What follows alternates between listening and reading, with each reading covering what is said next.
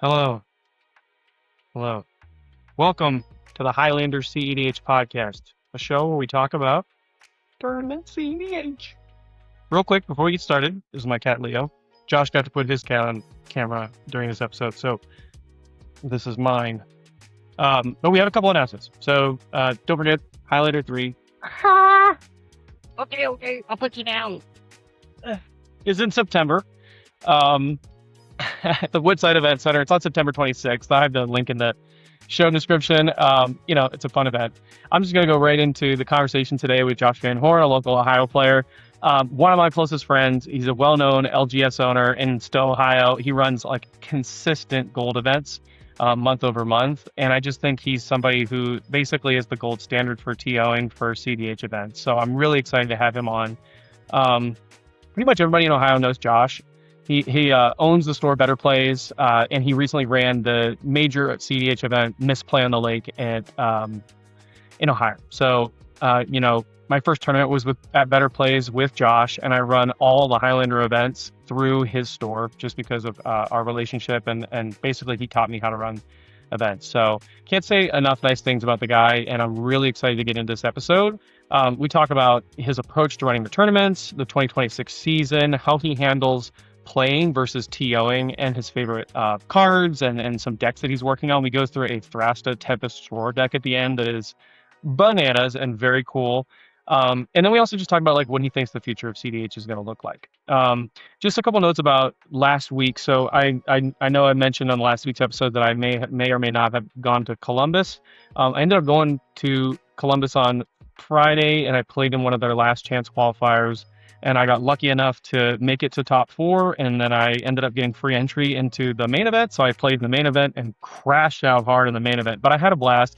And the reason I say that is because I got to talk with Baldy on Friday night, and we discussed, his video with Max P, which me and Josh talk about, and the couple of the recent things that have happened with the Excalibur. And I just wanted to say, in the pod before we get into it, that we had a really good discussion. He got a bunch of feedback from that video, and I think what he did in Columbus was really great, man. He just was very, very accommodating to the players, and he tried to sweeten the pot in all his qualifiers in the main event, and he gave us all free Baldy bucks for just showing up on Saturday, and it was just a really, really well run event. And even though it was pretty small, I just wanted to say I had a great time, and thanks to Baldy and the Excalibur staff for being so accommodating. And yeah, that's basically it. So without further ado, that's all the announcements, and that's all the preambles. So let's get into the show. What's up, man? How's it going? Oh, it's going. We're doing good. Here on Wednesday night, just trying to relax. Yep. Yeah, it's I was trying to record these like a week in advance just because this is a hobby and I need time to edit the recording, especially when Kyle comes on and goes, "Hey, can I show my entire deck and then take high-res pictures of each one?" Yeah. What a nightmare to record, dude. It was like every 20 seconds. Cool, though. Yeah, I thought it was sweet. It's a He cool. was one of the ones I watched. Oh, sorry. No, good. I watched him and I watched Abby, and his was. I always love seeing his deck because of all the altars and the signatures, and it's just a beautiful deck. So might have been a pain in the ass, or I don't know if I can curse. You're good. You can curse. Might have been a pain, but it was awesome content. Yeah. How's Josh, thanks for having you, man. Thanks for coming on. I'll give you a quick intro before this, but, in case people don't know who you are, you're the owner of Better Plays, the LGS in Stowe, Ohio, and one of the longest running cEDH tournament organizers in the game, period, which is sick, man. And you just came off, for those of you that were in Ohio for Misplay on the Lake, that was your event. It was massive. Wasn't that at Cleveland State? That's where that was at, right? No, it was at Case Western. Case Western, that's right. It was at Case. Yeah, awesome event. I crashed out so hard. I didn't win a single game, but it was like, dude, I played Thras Vial for the last time, and after that event, I retired it. I was like, I don't know what the hell I'm doing. You didn't win a single game? Dude, I might have won one, but I did not make top 16 for sure. Yeah. I put a Necro and a Naz on the stack in every single game, and I should have won like 3 of them, but I did this terrible thing. I don't know if you've ever done this, where you're like the week before, you're switching decks like 6 times, and you're like, I don't know what to play, And literally it came down to the night before at midnight, I sleeved up Thras Vial because I did well with it at Tabernacle. And I just, you're going in with like no confidence. You haven't like had a game plan. Like the one thing I'd recommend to people is like the week before a big tournament, commit to a list. Just pick one and be like, this is what I'm running. I don't care if it's right for the meta or not. And just think about that list for the whole week before. The jack of all trades philosophy does not translate to cEDH very well. For sure, man. Yeah. Well, how's the summer been, dude? How's everything going since Misplay? Summer's been good. We right after we got out Misplay, we started planning the next one. So we're definitely looking into next year for the next Misplay, increasing the prize pool while also lowering the entry cost. So we're excited for that. Other than that, store's running good. We've done a couple RCQs for Modern, which have been great. The Modern RCQ season is leagues better than Standard. Why is that? Why is that? Yeah. Standard's just not what people want to play in paper anymore. When you have something so accessible like Arena, where you can stay at home and you can play on your computer, and then you can still qualify for the Pro Tour on Arena. I didn't even know that was a thing. Unless they took them away, there were some championships where you could qualify through Arena. That feels weird. Yeah, they were called Mythic Championships, but now that I say it, I think they might have taken them away last year or the year before. Or at least around the time they did Foundations, because Foundations really pushed Standard, and it actually put Standard in a good spot. I played Standard for like a solid 6 months. The minute Tarkir and other events started coming around, it went back to where people didn't want to play it. It wasn't a healthy format, healthy meta. People could play at home. So there's just a lot of things against Standard specifically. And Modern, the meta at Modern is pretty healthy, especially after some of the recent Modern bans. With Titan and all that. Didn't they ban Breach too? Was Breach banned in Modern? Yes, I believe so. I'd have to look up the ban list. Yeah. I don't remember off the top of my head, but they banned that a while ago if they did. Because the most recent ban for Modern, at least, was Flage, the Titan.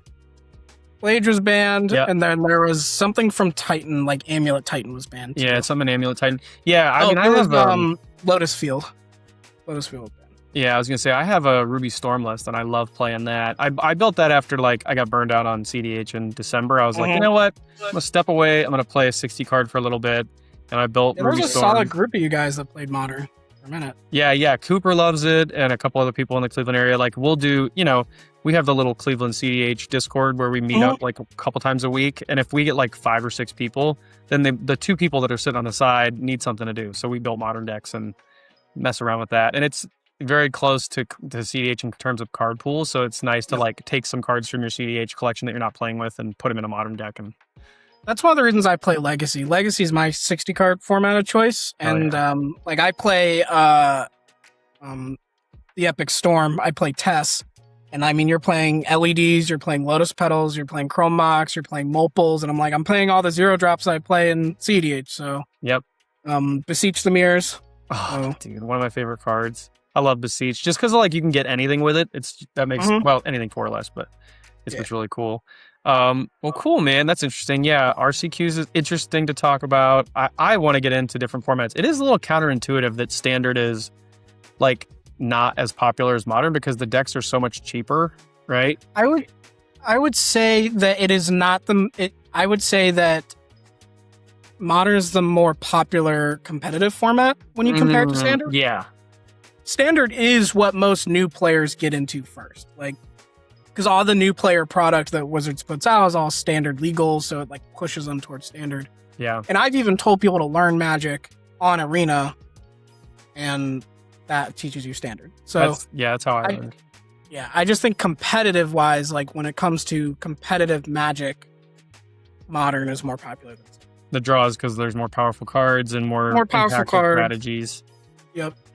Oh, nice. Yeah, I mean, I totally agree with that. If I had the budget, which I kind of do, but it's all focused on cEDH staples, but if I had the budget for a Legacy deck, dude, they look so fun. The only problem with Legacy is like, it's hilarious me saying this, but the games end so fast, you know? Yeah, that's ironic. Yeah, right. Because CEDH, well, it's getting a little slower. I mean, now. CEDH doesn't end. CEDH takes 2 hours to go 5 turns. Yeah, that's what CEDH does. Yeah, it's all about the politicking. Well, Yeah. okay, cool. So where are you guys? I don't know if you want to talk about this, but where are you guys looking at specific venues for Misplay next year, or like a time frame? Yeah, so we are looking at the same venue. Okay. There were some issues, as most people were aware of this past one with the venue. What I'll tell everybody, this was the first time we've ran an event like this. It was the first time they've ran an event like this. So there was just some miscommunications. But I've probably spent a good hour and a half, 2 hours talking with the venue and talking about what went wrong and what we can do better and what we really need. And they've been super accommodating so far. Like, it looks like we're going to get 2 full days. Nice. Yeah. So there's no timing restrictions. We'll have to be out by 9 o'clock on each day, which is doable if we start at the right time. And then we're actually going to get in that room. We had bought two of the ballrooms. We have a third one. We're going to buy the third one as well. And so we can fit more vendors and more artists and stuff like that. We're looking at doing a Legacy side event. Haven't really, it's kind of like on our dry erase board of things we want to do. We haven't started working out the details of it yet. Yeah. But we'd love to do a Legacy side event if possible. But can that's it be proxy friendly? Yep, 100% proxy friendly as always. It will still be, you need to have like it has to be card stock proxies. No like printed paper over top. At my local events, I'm fine with paper over top, but just at a bigger event like that, I want them to be card stock. Yeah. That makes sense. You got to be careful with the quality, right? Like, I was talking to, me, Ian Beach, and Corey Hayslip, we all roomed up at Pittsburgh, and Friday night we went, and we were actually talking to Baldy about the event and everything on Friday, and Ian was like, yeah, you didn't let me play this Proxy Plateau, or no, it was a Savannah at my event, and Baldy was like, oh, really? Was it in a bad condition? And Ian was like, yeah, I have it actually, and he pulled it out. Dude, this thing looked like a napkin. I was like, Ian, what are we doing? And Baldy was like, well, that's why. And he was like, oh, I guess you're right. You know, it's just like, come on, man. Come on. So I totally get it. When you're doing like a big, especially 3 ballroom event, you got to have a little bit higher quality threshold for your proxies. Like, you can't have a bunch of people coming in with black and white cardboard cutout, you know. Right. It comes down to just consistency. There is something to be said about thickness within the sleeve. Some people try and come with like written proxies, and I'm not going to lose the game because I couldn't read your handwriting. So it's just better to be cardstock. We're looking at if we're going to put a rule in that it has to have like recognizable art. Because there were a couple issues at Misplay where somebody didn't realize, I don't remember the card specifically. I think it was a smothering tithe or something. They didn't realize the smothering tithe was on the field because it didn't look like it.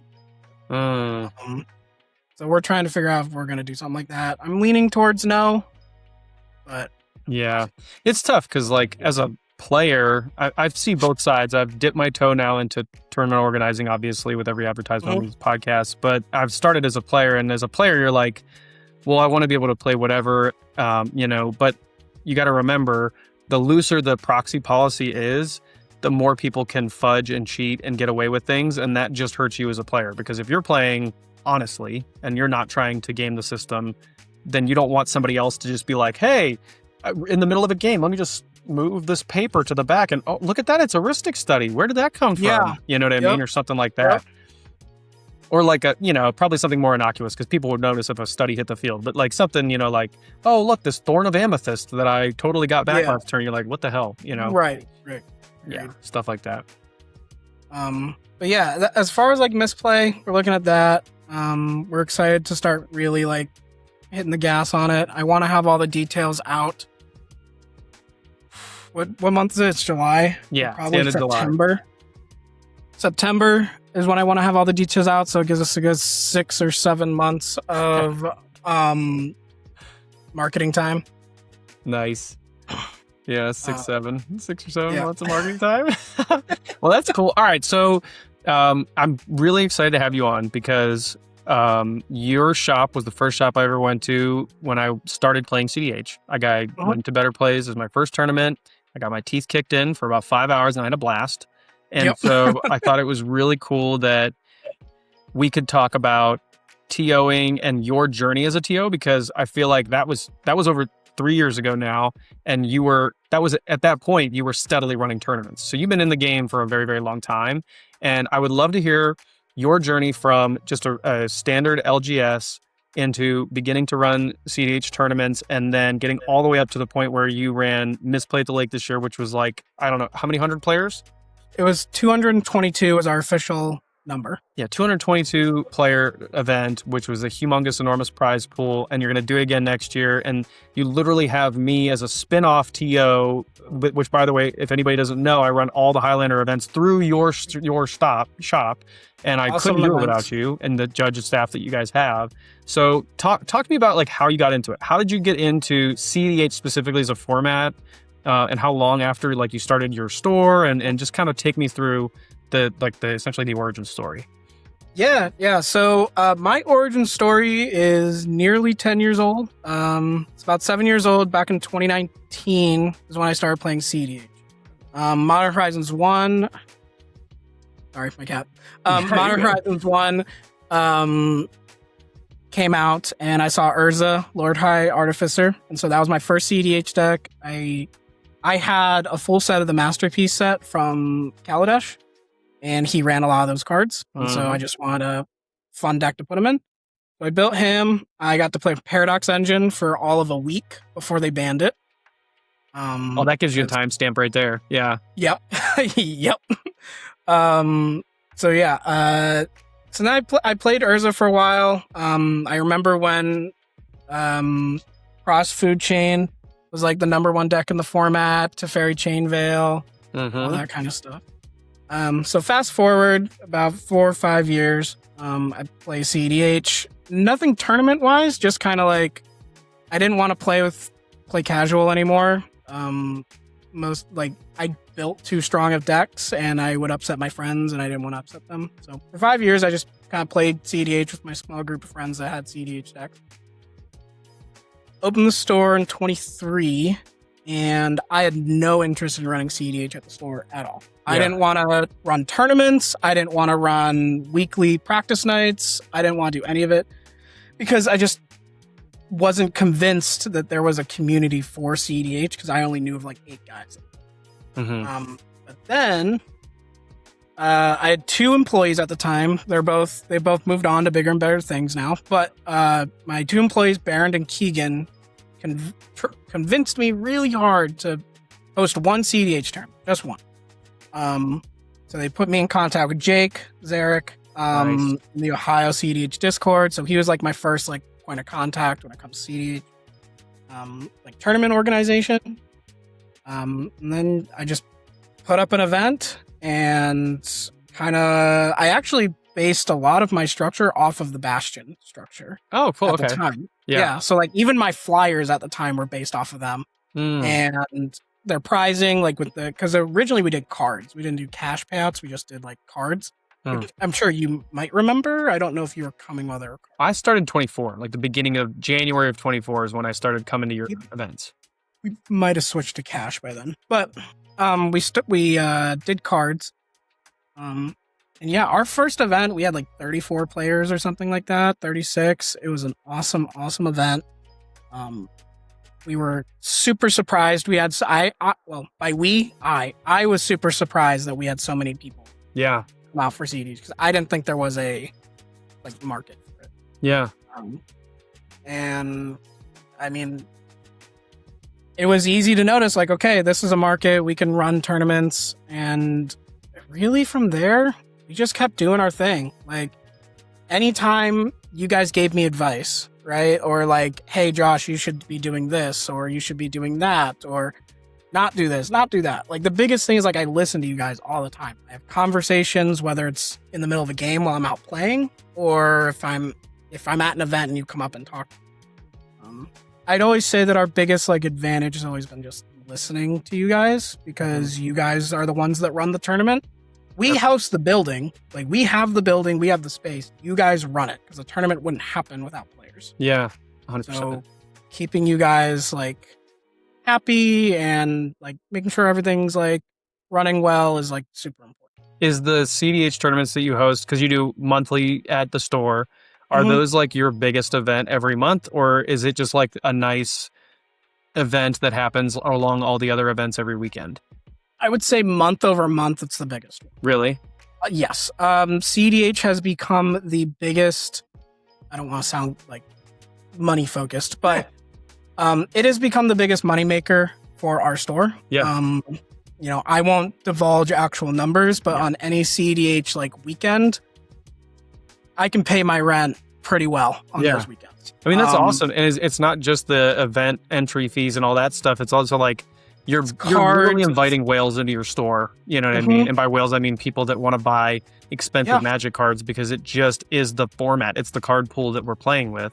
And I feel like I've talked to other store owners in different areas. They're like, I went up to Toledo and I've gone to other like, you know, events that are far away. And I'm like, hey, why don't you guys, you know, run more tournaments? Or like, have you ever thought about this? Like, I'll stop in a card shop when I'm on vacation or something. And they'll be like, oh, we can't run those. I'm like, okay, you're missing out on, literally you have like 4 dual lands in your case. Do you want to sell those? Yeah.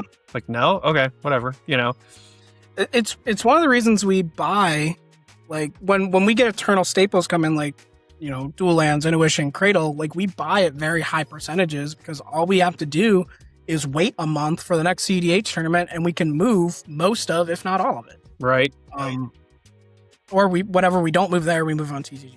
So, yeah, man. but Well, yeah, that's they're cool. definitely the biggest events we have. So 36 players was the original. Was that a mix of people from like out of town? Like, did a bunch of Columbus people come up to that first one, or was it all local? Oh, I remember it was mostly Columbus. I mean, it was 3 years ago now, so I'm trying to like remember. I know Jake was there. Funny story, actually. That was the first time I met Andy Beach. Nice. And I think it was. Yeah, it was the first time I met Andy Beach, and at the time, I got a judge ruling wrong that he asked about, and it was about a Lion's Eye Diamond. Okay. Somebody tried to crack Lion's Eye Diamond to cast a Wheel of Fortune in their hand, which you obviously can't do. Yeah. But me being the dumbass that I am said, yeah, you could do that. Oh, no. And he's like, I will show you the ruling right here. Yeah. Well, I think he won that tournament, didn't he? Yes. He won that tournament, so that had to have been our second one. Because the first tournament we ran, we had the top 4 was Kirk, Ian, Mitch, and Kevin. Like, they all drove together. That makes sense. Yeah. Yeah. So they won our first tournament, then Andy won our second. But yeah, mostly Columbus. I mean, I pulled from Columbus way more than I thought I would. And then in recent years, or months, and more than a year now, we've been pulling a lot from like Cleveland and Toledo and stuff like that. Yeah, man. Very cool. And so 36 players in the first one, and then has it been steady state? Have there been like dips, or like how did you get up to 200 and something players? There have been dips. A lot of the dips happen when the Top Deck series is like in a lull, like when that's like an off season or something. Like August and September pretty much are always big dips for us. Because they usually start up in October or November for the next season. Yeah. Next season. There's also been dips when there's like just bigger events happening in the area. But if I looked at a graph, like look at everything, it's been a steady time tick series up. chart, it would be up. There's probably about probably 6 months worth where we had like a gold event every single month. Like we were hitting 50 plus players every single month. And then, we do our cookout every year, which people seem to love. I don't know why they love my cooking, but they love my cooking. There's one thing we like, and that's free food in the middle of not free, but you know what I mean? Like food that I don't have to go out and buy in the middle of a tournament. I can just go outside and eat, and you're feeding me. That's pretty dope, man. Right. Yeah, for I mean, I love you it. do the cookout every July, and you literally have a flat iron grill outside where you're making burgers and dogs, and between rounds, everybody just goes out there and shovels food in their face and then goes back in to play some games, you know? Yep. It's the least I can do.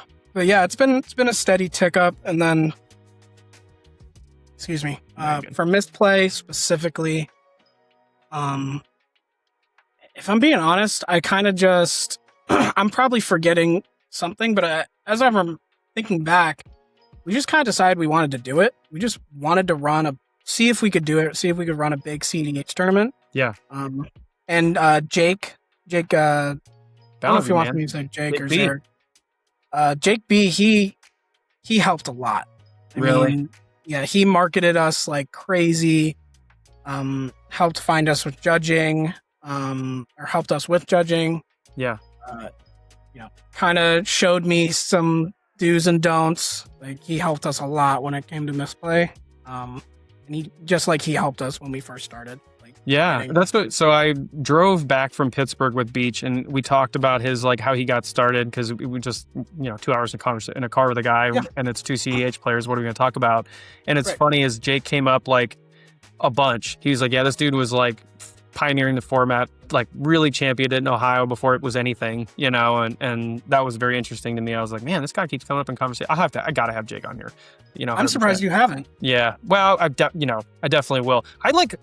Dude, in the first 3 months was like, let me just reach out to a bunch of people. And like with the first messages that I sent, people were like, yes. So I was like, all right, well, shit, that's lucky. So yeah, sure. We'll definitely have him on 100%. But okay, cool. So it just was a steady uptick. That's awesome. And I think you're totally right when you're talking about listening to the players. To me, that's, I think the coolest thing about you is like, you do listen to everybody. I'm trying to think of like good examples of things you've changed. I think a lot of it was like numbers of games, no matter what the player size is. I mean, you typically will follow the normal, like, hey, if it's under 32, we'll go to 4, something like that. But you always try and give us more games and more just like time to play. You're a judge yourself, so and I feel like you're a really great judge, so you're really good at that. I'm trying to think of like other instances where you've like modified the rules or changed things. The biggest one is the prize structure. Yeah, prize support, the scaling prize support. Scaling prize support based on attendance is the biggest one. And also switching from like giving out cards to cash or credit. That I don't know if I haven't had anybody specifically tell me that they like really liked that change, but ever since we did it, the attendance numbers have gone up. So I can only assume that going to cash.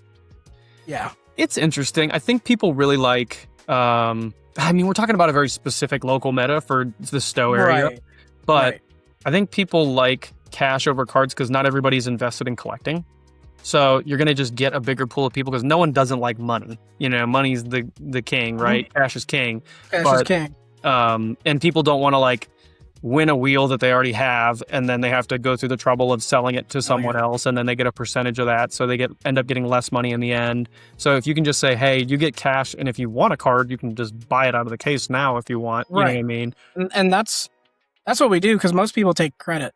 Honest to God, a lot of people, especially if you're not in top 4, I'd say 80% of the time they're taking. Yeah. So like for my event, I learned a lot. It's funny. You learned a lot from Jake. I learned a lot from you. So I do the scaling prize support thing. That was really helpful because I was like, basically I was just like, hey man, I want to do more than just play in the space. I want to contribute more to this hobby. And I think it'd be really fun to run a tournament that is like player focused. And I'm really nervous about the cash. So you and I actually sat down, what was that, like a year ago now? Because we've run, this will be the third one. But I just sat down with you and I was like, here's a spreadsheet of financials and the way I think this is going to work. I'm going to pay for a venue every time I do this. So this is the venue cost. And then here's the price I want to like price this event at. And then here's every number of players that goes up, here's how the financials change. That's how I did it, basically, like tournament math. And I was like, hey, Josh, I'm freaking out because if I go under 32 players, I'm in the hole already a couple, like $1,000, with pricing and everything like that. What do I do? And you were like, oh, just scaling prize. Scaling prize support protects you. And I was like, oh, cool. And, that's a really interesting way to do it. And then, learning a bunch from the other ones has been interesting too, but you've really helped me with that. Like judge cost is another thing that you have to think about. The big one that I got hit with was at the first Highlander, we stayed late. And because it wasn't my shop, like I was like, oh shit, every hour we stay is another $300 out of my pocket. It was crazy. That's why we switched venues, but the players were like, we feel really bad. I'm like, just play, whatever, man. Like, if it gets to like 1 a.m., I'm kicking you out. But, if you need another 45 minutes, we'll make it work. But yeah, running tournaments is very interesting. And I really appreciate you for helping me with that. And I do think we're seeing a lot of bigger TOs right now, without naming names, that are not listening to players. And it's hurting the format because I think, so we could talk about this. I was going to get into you as a player, but let's talk about like where cEDH is at right now, because I think it's a better dovetail. It's a bigger format than it ever has been, but I feel like the last 3 months has kind of dipped in player participation. Do you agree with that? I would agree. Yes. Yeah. And I don't know necessarily if there's one specific thing I can put it on, but I do think it is player fatigue. There's a lot of big events now. Like people have realized that cEDH is popular, and there's a bunch of TOs trying to capitalize on that right now. And there's a lot of cash grabs happening, Yep, exactly. And then the other part of that is I think the format is just a little tough to play right now. I think it's good, and people don't realize how bad it was when there were all that fast mana and all that, flash enablement was happening. It was like games were ending on turns 1 and 2 very quickly all the time. So I think it is better than it was, but it's still tough because of all the value engines that are being printed into the format. So that also contributes to a little bit of frustration. And then I think the last thing, and then I want your opinion on this, is the last thing is politics is becoming a higher, like everybody in the format is getting better at politics.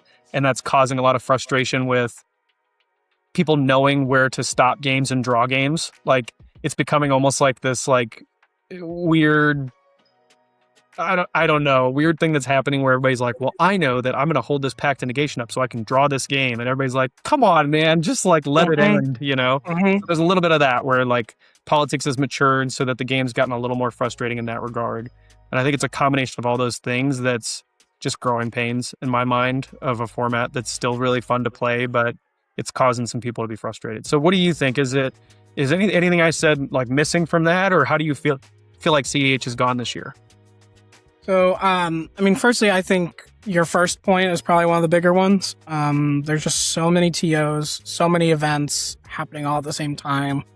While the player base for cEDH is growing, it doesn't match the amount of TOs that are trying to run the events. Like there's more TOs than there are players in a way, in my opinion. And so it's really splitting player bases, and people have options, right? Like a good example is this weekend, I might end up choosing to go somewhere else. Yep.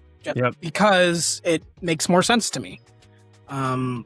So that's one example. So I definitely agree with that. And it's definitely a challenge when it comes to just attendance in general. Then I don't think there should be an event that's above $100. 100% agree. I don't think 100%. that the only world in which I could see an event being $100 is, or more than $100 is, I don't know, it's got to be like a $25K base. Like it's got to be a $25,000 prize pool. Guaranteed. Yeah. Guaranteed. And that's another thing. If you guarantee prize support, needs to be guaranteed. Right. It needs to be guaranteed. If 5 people show up, you're giving away $25K. Yeah. Right. When you say you guarantee a number, that means you've accepted as a TO that you might be out that amount of money. I mean, I totally agree with you. Like, you can't, people only have so much money to spend on their hobby. And a lot of people that play cEDH, first of all, 99% of us are not professional Magic players or crazy rich people. You know what I mean? Like, most people that play cEDH are doing 9 to 5s during the week. And so, like, we can't play 4-day events. We can't pay $500 in a weekend to, every weekend to play this format. as a majority. Maybe like the top 10% that are on teams and are doing really well in that regard, they're going to do it because guess what? They get sponsorship and that's really great. And I'm not trying to yuck anybody's yum if they're like, super, super dedicated to the format and all they want to do is crush tournaments. Like that's awesome. But you got to remember, you have to have players to play against to be at that level. And if you alienate 99% of the format, then it's just going to be teams and that's it. And I don't think anybody wants just that. Like that's completely antithetical to the actual format itself, which is supposed to be some grassroots, format. Yeah. So, but yeah, so definitely the TOs and the cash grabs is a big thing. What about politics? See, that's one's weird for me because I think the draw problem is a problem. I think the politicking for a draw and playing for a draw is a problem, but sometimes that's like the current like point structure, like that's all you got. I think there's definitely, I don't have a solution, so it's kind of hard for me to talk about it. Right. But like, there's definitely a problem with politicking, like people talking too much. Like, we're going to spend a little me? Or maybe. I know. I'm working on it. Yeah, I know. Yeah. We're going to spend 25 minutes over this Ristic study. Like, I mean, let it resolve or don't. Like, at this point, even if I'm the one casting the Ristic study, at this point, we spent 25 minutes on it. I want you to counter it or not. Yeah, move on with the game. Move on. Yeah. And I think, like, kind of sort of talking about me as a player, I don't tend to politic that much because my ADHD brain can't handle it. So I'll get bored with the politicking, so I'll just stop. Yep. Just be like, if you're going to counter this, great. If not, I'm sitting on the table and moving on. Yeah. And that kind of forces the next person priority to respond or not. Yep. Totally agree. And I think there's only with tournament magic what I've learned at number one is I've talked about this every single freaking podcast is like, just try and be courteous in game and you're going to get positive EV later on because the players are going to like you moving through every tournament you play. We go to the same locals at your shop every month. I don't want to have some blood feud with somebody walking in the door every time I come into your shop. Like that does nothing for anybody, especially like people around you are going to have a bad experience if you have a bad experience. Right. 100%. And I think, to caveat, I think everybody, like, they salt out sometimes, like everybody does. But I think, obviously, try and make sure everybody has a good time in the game. But if you salt out and you make somebody have not a good time, be an adult and have a conversation with that person later. Yep. Me and you had a similar thing, and we did. I mean, we're here and still on a podcast, play with each other, love seeing each other. So absolutely. Just because you salt out in a game doesn't mean, you can't repair that bridge, so to speak. 100%. At least between you and that individual. Now, the other people at the game who they only saw you salt out, then it's tough. Yeah. I think the problem is it's an inherently social format, right? Like, and you're right. You and I, so we can talk about that. I was the dickhead in that game. And this is an example of me being a dickhead that I'm learning from. But I think I was playing Rogsai. And you had an interaction for me and I tried to jam an ad nause and I rushed your priority to the point where you were like, can you please shut up? I need to. And I was like, counter it out, bro. And it's like the inverse of the problem we were just talking about where I was like, not even giving you that much time to think. And you got very upset and I got upset and we ended up walking away from each other. And it wasn't something that we figured out that day, but I called you and I said, I'm sorry, and we talked about it and you and I had a long conversation about how we can play positively in the game moving forward. And I learned a lot from that. And I learned as much from you too. Thanks, brother, man. And the only reason I say that and I keep talking is like, I want to point out that it's a social game and it takes a lot of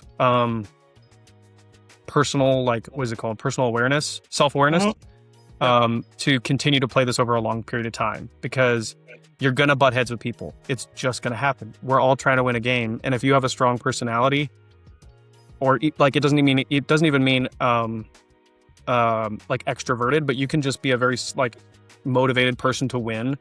You're gonna butt heads with people, And so you just have to be aware that like we're all friends at the end of the day. And if you're an asshole like I was, you have to be able to swallow your pride and be like, hey, I was wrong. and I'm really sorry, you know.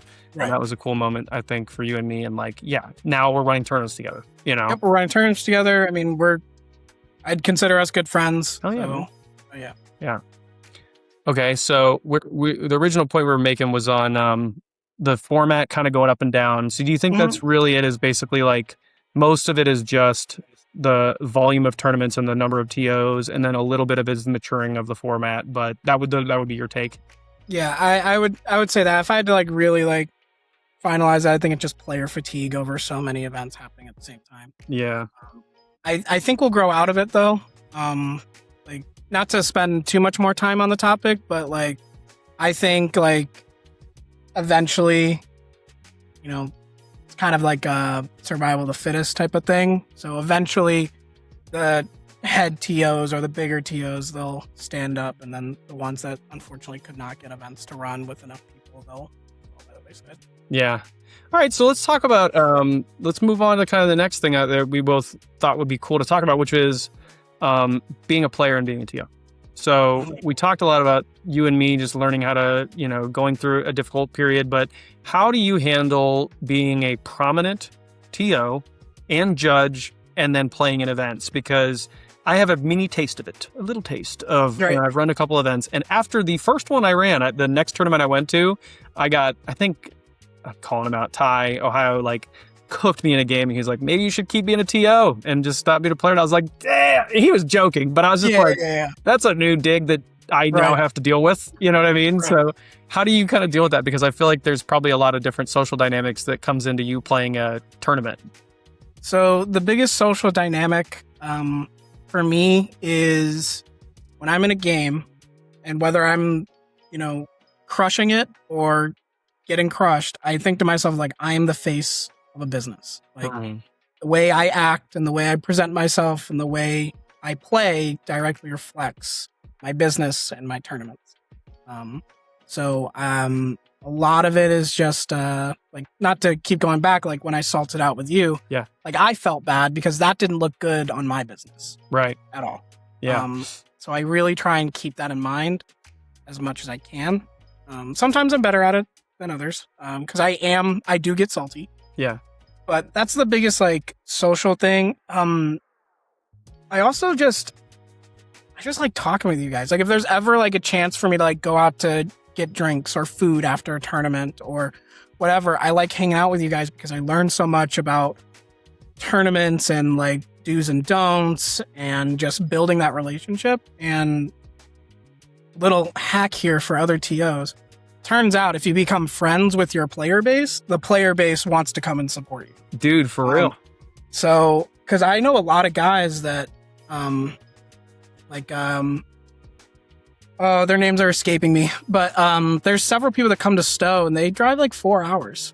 Yeah. And just because like we're good friends and we like to talk, and they just come up because they want to support the store. Yeah. Mm-hmm. So socially, those are the big things. Also, I don't play in my own tournaments anymore. You just can't, because then you have to thread that fine line of like, am I going to win my own money? Like, that looks pretty bad. I texted you that. I think it was the second Highlander. People were like, "Are you going to play?" And I was like, "Damn, I don't know. Should I?" And I remember you telling me, you were like, "You shouldn't do that." And I was like, you know what? You're right. It's gross. Like if I win, which what a you know, statement to assume I would win my own tournament. But if I did, what a nightmare scenario, because people are going to be like, oh, this dude ran a tournament and then just won his own money. Like, was that legit? Did he fake it? You know, like...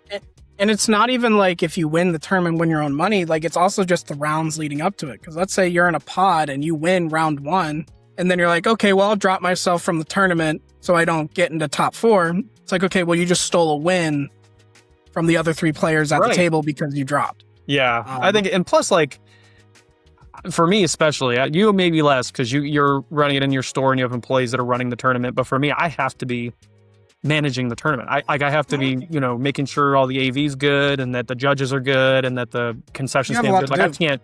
There's no way. You know, there's too much going on. Right. So, but yeah, those are the big things. Other than that, like, I really haven't had too much of like, you know, comparisons of being a TO and a player. You know, those are the biggest things. Just becoming friends with the player base that supports my store has helped a lot. I couldn't agree with that more, man. I think like it's such a personal hobby and like format of the game that we play, and you being friends with so many people and that play at Better Plays, I think is the main reason that people make it out from very far away. Is just like the fact that they like you, they like the store, they like the employees. Like half your employees play in our tournaments or judges during the tournaments, and it just feels like a vibe that is really positive every time we show up, and that's super important. Like I think the tournaments that I haven't had a lot of fun, I'm like, I wonder what's going on, and then people like shit talk to Tio after or something like that. They're like, yeah, this guy's a dick, and he like whatever. I don't know. I'm not going to call specific things out because I think that's not good. You know what I mean? Like there's tournaments where people are like, yeah, it just wasn't run very well, and the tournament organizer was not very nice, or the judge was a jerk, and yeah. So no, I agree. And actually, you saying that reminded me of one cool thing about being in TO and also being a friend with all you guys is I hear a lot. Like if something goes wrong at a tournament with a specific TO or a player, like I probably hear about it. It's good. You keep your ear to the ground. You can hear like, oh, this dude's a cheater, or this person did this, or something like that. You're like, okay, I can look out for that, and just it makes you more in tune with the tournament and make sure things are running smoothly, right? 100%. Yeah. I don't judge as much anymore. I will say that. I kind of stopped wanting to do that. Judging CD, I love CEDH. I will play it and I will run it. I hate judging it. Why do you hate judging? Oh, how do I say this without calling out names? Call me out. I call you over every 5 minutes. No. I would say, I mean, I don't know, people will come to mind, but politics is really hard to be a judge for. Yeah. I've had people call and be like, oh, well, the intention was for me to do this. It's like, okay, but you didn't do that. Right. You did this. I'm sorry that wasn't your intention. So it just ended up not being my cup of tea as far as judging. And also I felt bad because I became friends with a lot of you guys. So when I did have to make a judge ruling against you, I know nobody really took it personal, but I took it personal. Like I didn't like doing that to my friend. I don't like looking at you, for example, and be like, sorry, I had to disqualify you from top 4 because XYZ reason. Like I don't want to do that. Yeah, it's tough, man. That would weigh a lot. And then you have like that knowledge going into the next tournament, or like you try and get drinks with that person and hang out, and you just know that's in the back of their mind sometimes, or maybe they don't think it, but you do. And it's just like an added layer of stress that you don't need.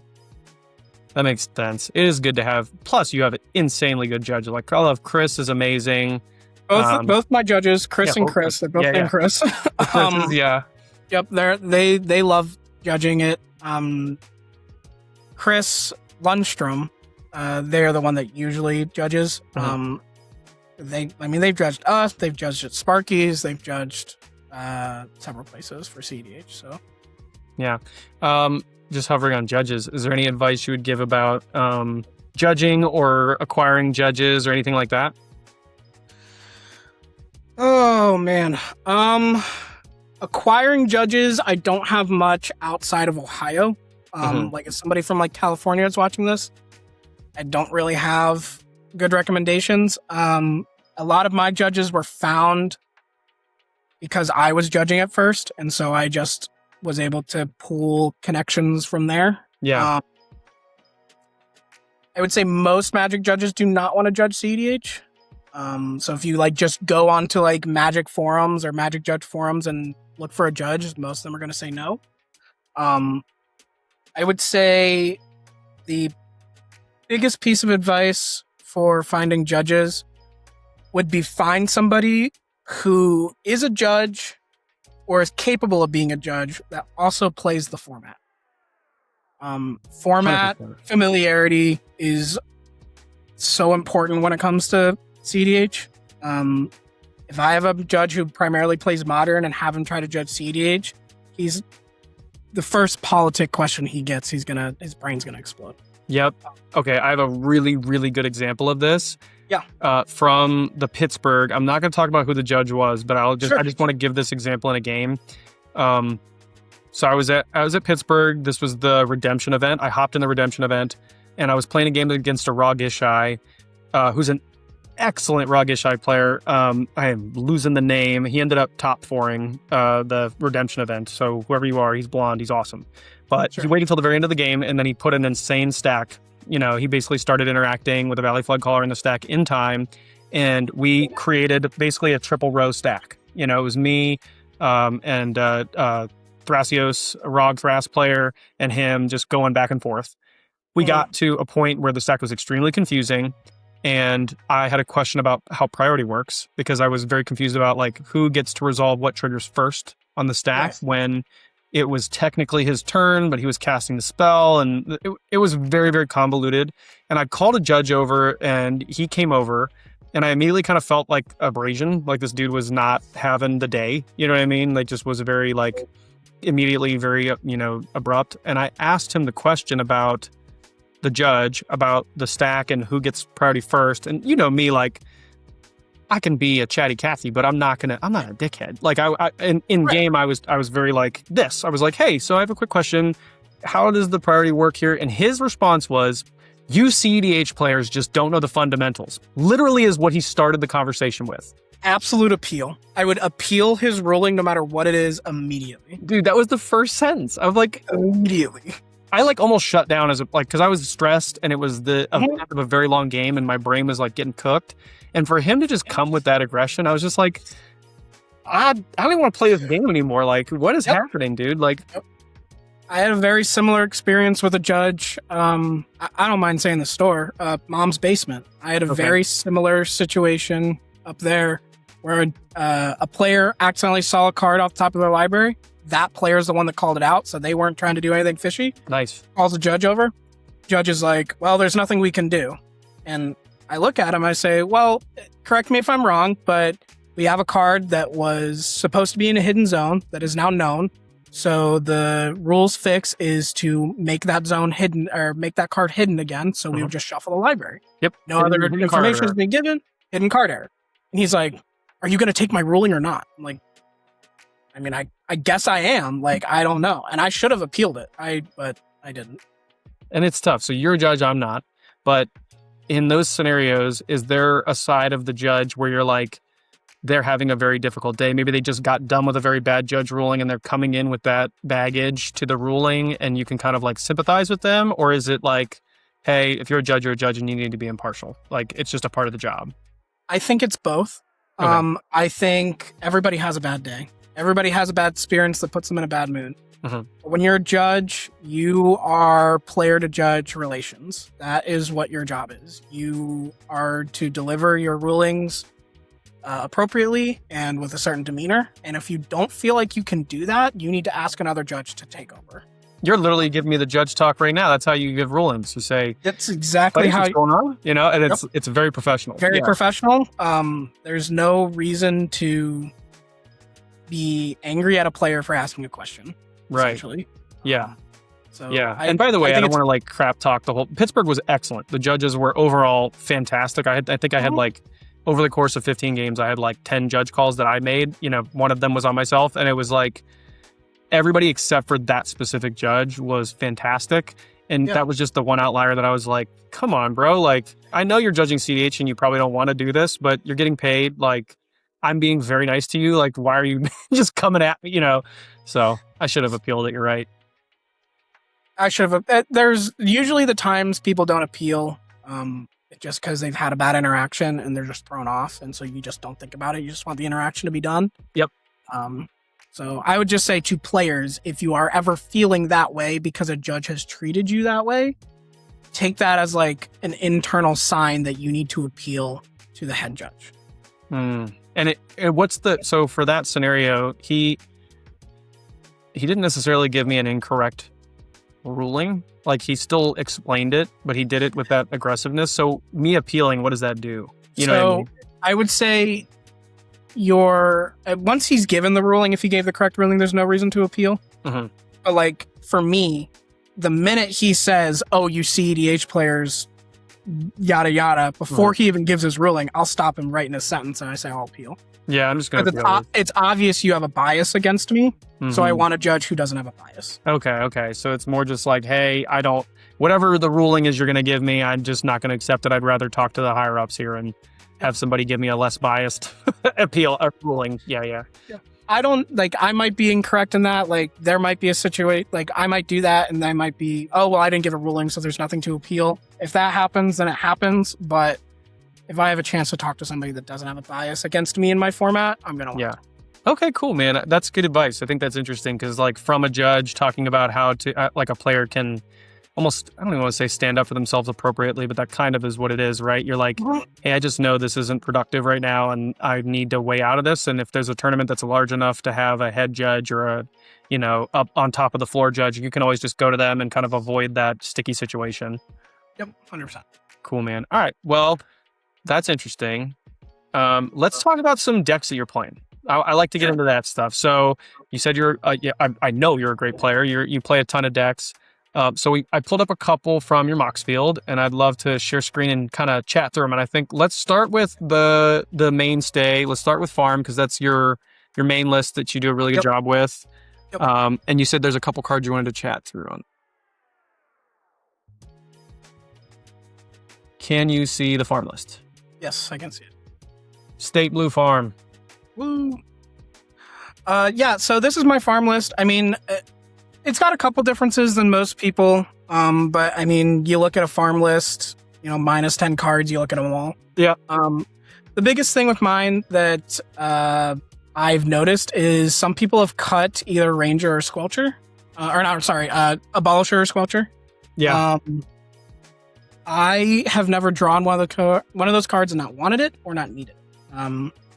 So I'm still on it. I know a lot of farm lists, I think, have cut one of the two and have put in Tataru. Mm-hmm.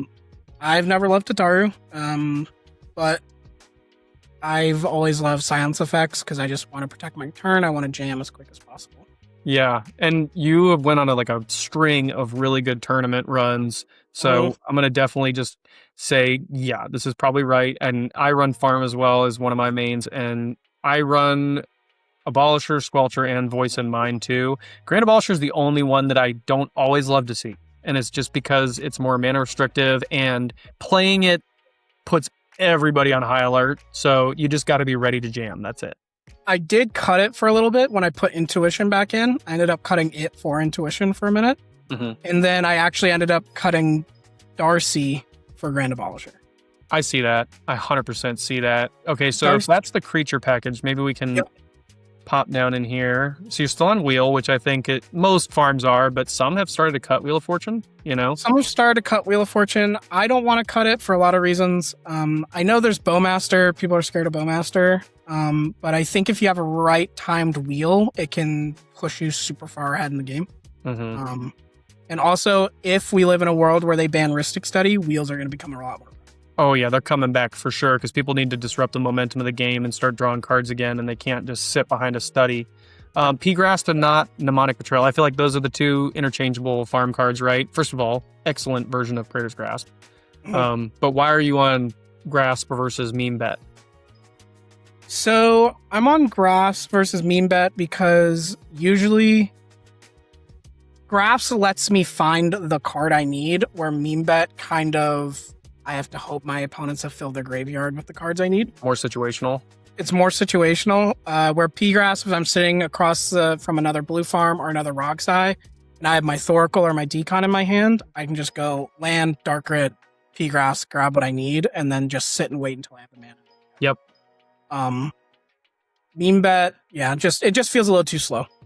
I totally agree. Some people like Meme Bet, and it's specifically for weird reasons, like you put it under a Chromox, it taps for blue and black. You can brain freeze the table in a stack war and then Meme Bet after and stuff like that. If the game goes that long. Right. It's situational, 100%. Let's look at the instance package. So the only things I'm looking at in here, first of all of these judge promos is just excellent. Like you got the Silver Scroll, Brain Freeze. Everything on the list, every version of the card is the actual version of the deck. I would expect nothing less from a TO, man, or an LGS owner. Like, the bling is real. It's definitely nice. Yeah, Intuition's in, which is I like. Some people cut Final Fortune. I think that's crazy to me. I think that's so incorrect because it's so pivotal to your Necro line. Yep. I didn't draw my Born or my Valley, but I have 2 red for a Final Fortune, it's the same thing. Yeah, I think creature decks too are very prevalent. So having Floodmont and Snapback is very good. Snapback is also just a free spell you can counter with Offer. But Firestorm is a recent ad I haven't actually played with yet. Firestorm? Yeah, Firestorm. I haven't actually played with it yet. I was very against it for a while. I thought it was cope. But it's kind of got me multiple times. So I've just recently started testing it, and it's been great. I think with Shang-Chi coming into the format, this card is going to become better. I still think it's one of those like 99, 98th card kind of deals, but it's more efficient mana-wise than Toxic Deluge, and it also keeps your creatures around, and it can just like surgically pick off specific things, so I do like it. I'm not running it in my farm, but I'm always swapping it in and out. Like right now I'm not, but it's just specific choice. And it really depends on how you build the list, but I played it for a very long time, meaning like 2 months, but for enough time, you know what I mean? 2 months in cEDH time's a long time. 10 years. Oh, look at these rocks, dude. Come on. The biggest difference in the artifacts that I run is I run Talisman of Dominance. So I run the blue-black Talisman rather than blue-white. I just have found that more useful than the blue-white one. I tend to need my tutors and my draw engines more than I need to find the mana for my silence spells. Yep. Because Tundra is still the most fetched for land in this deck. So I just figured I'd throw the Talisman in, and it's been that Talisman specifically. It's just been a lot better. Okay.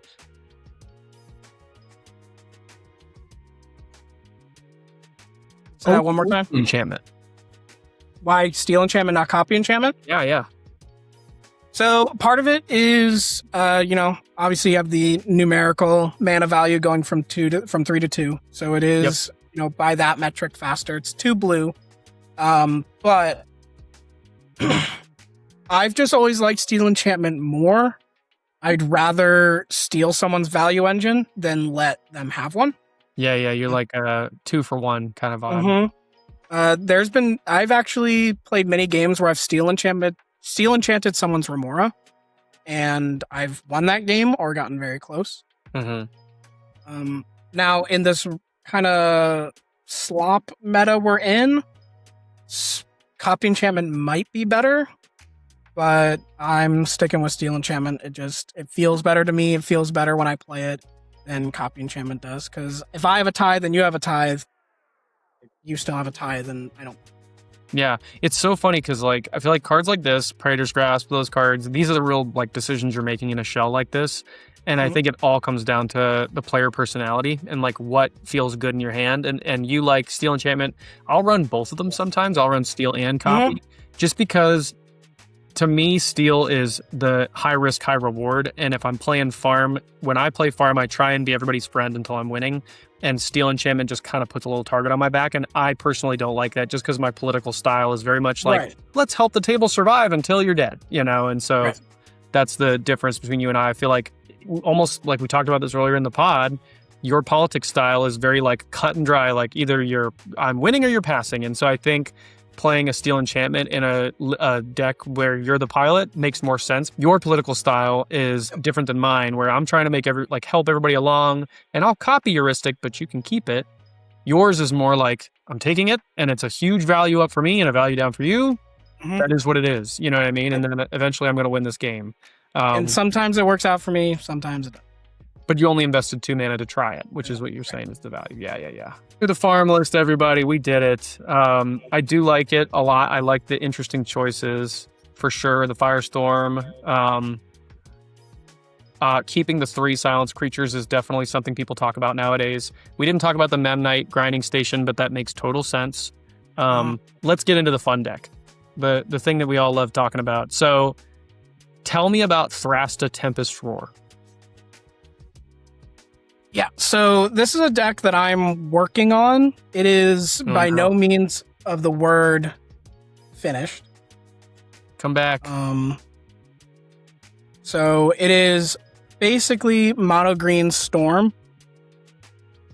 It is trying to get Thrasta as fast as possible, feed mana into food chain, and then ballista you to death. That's really kind of the name of the game with this one. So you also run things like Temur Sabertooth and Selvala to make infinite mana. Or excuse me. You also have the Eternal Scourge and the food chain combo, and then you run things like Yeva to give yourself flash, Dosin for your Grand Abolisher effects, and then a bunch of effects like Beast Whisperer that let you draw cards whenever you cast creatures. Okay, so let's read Thrasta real quick for just the listeners. So Thrasta is 10 generic mana and 2 green, but it's a legendary dinosaur. It says this spell costs 3 less to cast for each other spell cast this turn. Trample haste, trample over planeswalkers. I think that's probably the only card that says that. And it says Thrasta Tempest's Roar has hexproof as long as it's entered the battlefield this turn. Yes. So that's crazy awesome. So basically, it's a nice food chain outlet if you're storming off, because the idea is you're only ever casting this thing when you've cast 6 or 7 spells. Usually creature combo, like casting a bunch of creature spells basically, and then after you food chained it, it discounts itself every time you cast it again, right? Yep. That's exactly it. So it's actually negative mana value every time you cast it. It's always only 2 mana, and you're getting 12, so it's infinite mana. It's infinite creature mana.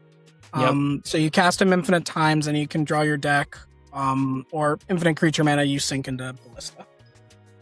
You also run things like Aetherflux Reservoir as well. So this is an Aetherflux deck. It runs weird cards like Metamorphosis, an old sack card that make mana. And then you also got Chatterstorm, which is a perfect storm card in green. Hell yeah. And then Glimpse of Nature is interesting. Whenever you cast a creature spell this turn, draw a card. So that's a sorcery. It's a 1 mana green sorcery that says whenever you cast a creature spell this turn, draw a card. And your assumption is the turn you're storming off, you're drawing your whole deck, basically. Yes. That is what it's in there for.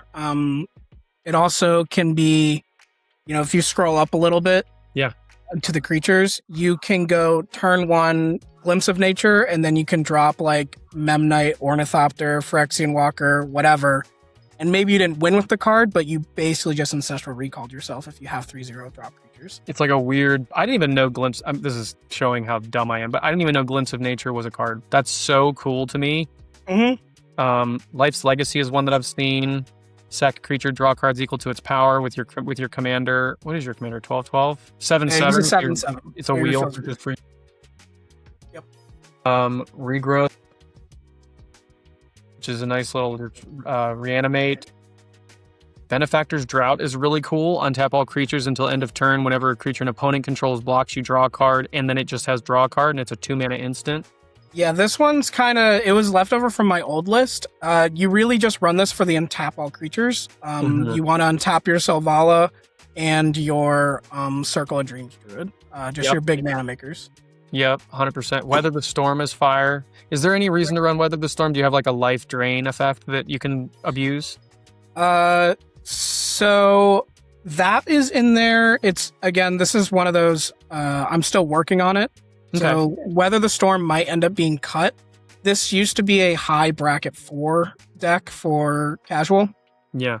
So just usually if you said I gain 60 million life, the table concedes in those situations. Obviously in cEDH, that's not the case, but still good. Yep. I want to find a deck that Weather the Storm works in so bad. Like there's a magical Christmas Dreamland with this card that you cast this after ritualing up to an ad nauseum, and you cast it before you cast the Naz, and then you Naz your whole deck. Like that's what I want to do with this card so bad. It's either that or you get like Aetherflux Reservoir is something that could potentially go with it. You gain enough life, you can just dump it all into Aetherflux. Yeah. And just so people know, it's 1 and a green, instant, you gain 3 life, and it has Storm. So in this list, it's like you storm through your whole deck, you cast this, you gain a bajillion life, you cast Aetherflux, you murder the table, right? Yep. Very cool. Nature's Claim, beautiful. Kill all the Rhystic Studies. Force of Vigor, same thing. Yep. And then... Oh, Great Henge. Okay, you're doing some wild shit in the artifact. Great Henge is weird. I'm tempted to keep it.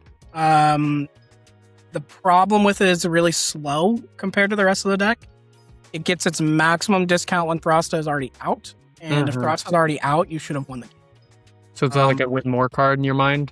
It is. The only reason I've considered keeping it is because it is just another draw card effect on creatures.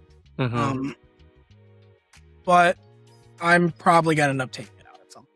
Wait a minute. Let's look. What's the average power? You got a 4/3, a 4/4.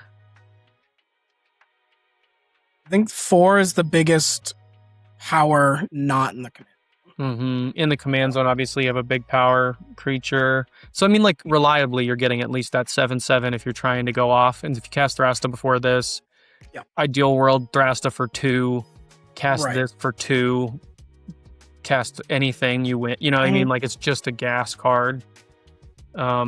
Staff of Domination, I'm assuming this is pseudo-infinite mana. You get to draw your deck. If you get infinite mana, like non-creature mana, because if you do the infinite food chain mana, you can't use it for staff. Right. You have to get infinite mana through the Team or Sabertooth line, and then you can dump it all into Staff of Domination, draw your entire deck, gain all the life, do whatever you want there. Love it. There's that too bad in this deck. I'm just looking at the elf count here. You don't have very many elves. Never mind. Yeah, I thought about running there's a Wirewood Lodge or Wirewood Symbiote. Yeah, that I was thinking about running specifically for the Selvala stuff. So I haven't decided yet. That's what I want to do. But we'll see. Again, this deck is very much a work in progress, but I'm very excited about it because it was one that I enjoyed playing a lot. Yeah, so basically you're murdering people in bracket 4, and you're like, let's bring this baby up to the big leagues. You know what this reminds me of? It's like a car that like a sedan or an old car that people like put V12 engines in. It's a sleeper. Yep.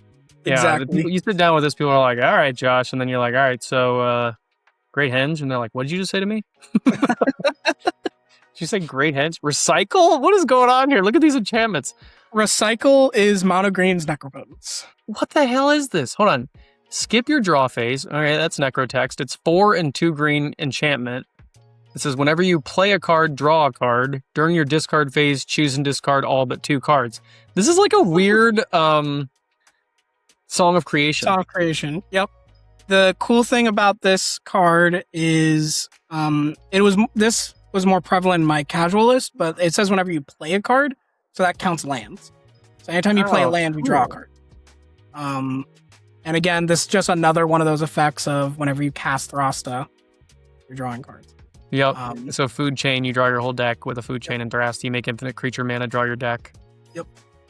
Greater Good and Guardian Project, those two are very interesting. I guess you're making umpteen green mana very early. So Guardian Project will probably getting cut. Greater Good specifically is good because it's a sack outlet, and if you have infinite creature mana through some other means other than or if you just need a way to keep going, like you need to manually storm, like you don't have the infinite mana.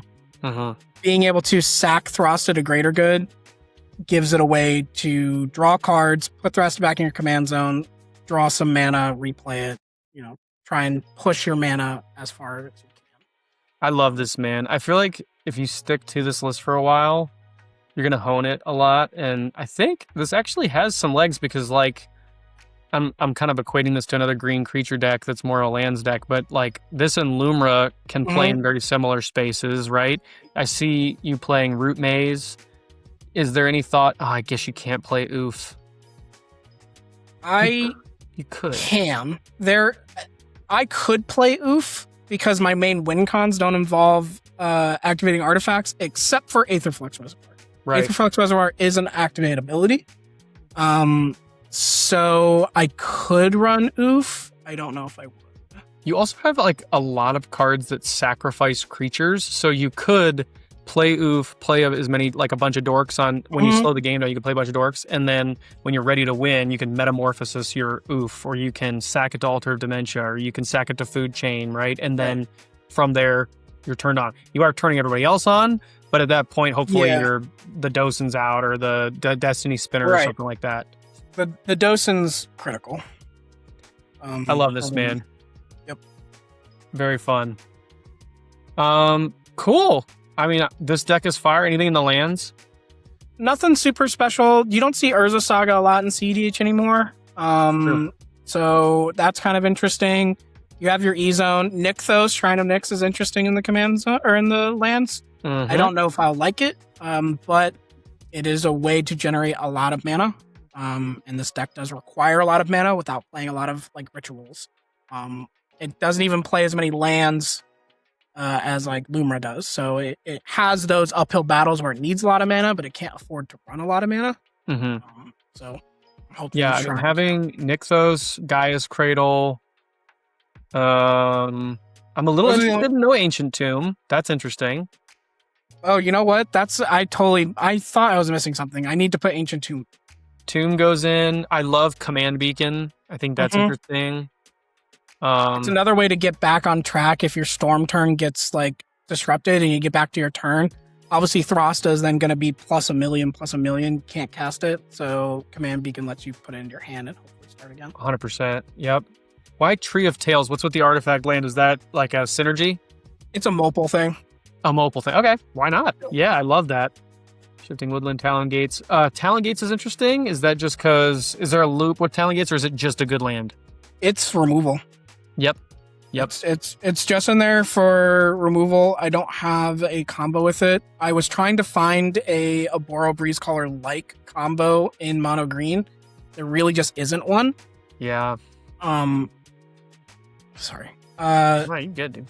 So yeah, that's just there because it's a good land. Cool. I think this is a fire list and very interesting. Zern Orb is also crazy. What's the is all the zero rocks mostly just for zero rocks are to get Throsta super cheap. That's what they're there. Yep. Cheap, and cast. Yep. And Tormod's Crypt is just good because Tormod's Crypt is anti-breach. Anti-breach. Torpor Orb can be useful gaining 2 life. It can be, not usually, but it can be. Or Zern Orb. Yeah, Zern Orb. Or sorry, Zern Orb, sorry. Yeah. No, you're good. I was going to say Torpor Orb would be, I think, detrimental in this list. Torpor Orb would be awful in this deck. yeah. Yeva, dude. I haven't seen a Yeva. Runic Armature. Yeva is cool because I really like the idea of courting for 4. And they're like, oh, well, what's he getting for 4? There's nothing good at 4. There's no Seedborn Muse. And then I get Yeva, and then I'm able to just drop down a bunch of creatures or start my Throsta Storm over top of yours. We must add Shang-Chi to this list, dude. Yes. Yep. All these dorks tap instantly. If you could like Shang-Chi and then Circle of Dreams Druid with any number of creatures. We'll get that guy in here. But this list is fire. And I think I've actually heard JK, I think, is running a Thrasta list that he's been brewing. Oh, really? Yeah, he was. I mean, you should chat with him because he's been. I think we talked about it like last year. He started brewing this, so very cool, man. Yeah, there's a bunch of these commanders that like came and went, and then so many new commanders come up every freaking set that people forget. There's so many legendaries, dude. Yep. That could be a whole podcast talking its own. Right. All right, man. Well, hey, thank you so much for running me through the MOXFIELD. We'll stop the share. Anything else you want to chat through? What do you think about the future of cEDH? Let's end on that as like a nice little last topic. Where do you think it's going, man? Where are we all going to go? Josh, be the future teller that I know you are. Yeah, let me consult the star charts. I think cEDH, while it is having a dip in popularity now, it's going to survive. It's going to thrive. It's going to go farther. I think there's a world we live in where Wizards of the Coast really starts to pick up cEDH and dip their toes into it. Whether that's good or bad is to be seen. But she's opening the door. She's like, Wizards taking over cEDH. I don't want to be a part of this. I'm going to this party. Yeah. But yeah, I think we're going to continue to thrive. I think. Do you mind if I name drop? Yeah, go for it. I'm cool. watching your cat go in your closet for a second. I'm not gonna lie. I think Excalibur is going to be replaced by a different TO in the near future in the realm of cEDH. I'm not saying that's good or bad. I just think that's what's going to happen with recent controversies and recent the direction they are unfortunately having to go as far as cEDH. Because like, I don't know if you watched the video that Baldy put out. Yep. Well, Max P put out with Baldy on it. I did watch it. Yep.